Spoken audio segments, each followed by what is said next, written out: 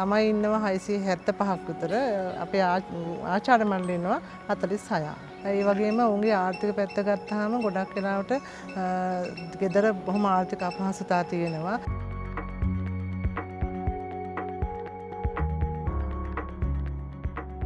ඉතින් දරුවන්ගෙන් ඇහුවා පුතේ අපි ඉදලක් හදමුද කියලා. හරිය සතුටු වුණා දරුවෝ ටික.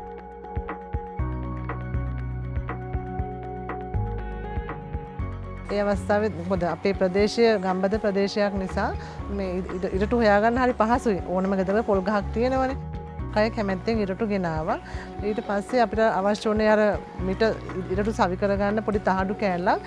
ඒකටත් අපි ගෙදර ඉවත දාන සැමන්ටින් ඒ වගේ දේවල් දරුවන්ට ගේන්න කිව්වා. එහෙම ගෙනල්ලා තමයි අපි මුලින්ම ඉදලා සකස් කරන්න පටන් ගත්තේ. ඇත්තටම දරුවන්ට තමන්ගේ නිවසේ දෙයක් කරගන්න මේ හැකියාවක් ලැබුණා. මොකද එයාලා ඉදලා හදාගන්නවා කියන එක ප්‍රධාන කාරණයක්. ඊට පස්සේ මේ අපි අතු ගාලා අපේ පාසල ලොකු ප්‍රදේශයක් ඇතරම් පායන කාලට කොළ ගොඩාක් එකතු වෙනවා. ඒකත් ඊට පස්සේ අපි තීරණය කරා කොම්පෝස්ට් කොටුවක් හදලා මේක දරුවන්ට වගා කටයුතු වලට යොමු කරන්න පුළුවන් නම් හොඳයි කියලා.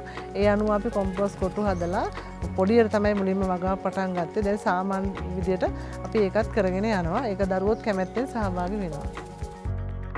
අපි පාසලේ ඉදල් හදලා පාසල අතු ගාලා කුණු කොටු හදලා කුණු කොටු වලට කොළ දාලා පාසල අලංකාරව තබා ගන්න පිළිසිදුයි. ඉස්කෝලේ ලස්සනට දිනන දැක්කාම සතුටුයි ළමයින් සතුටුයි. මගේ පාසලේ එහෙම ලස්සනට අතු ගාලා පිළිසිදුව තියෙනකොට මට ගොඩක් සතුටක් දැනුණා. ගෙදර ගිහිල්ලත් ඉදලක් හැදුවා.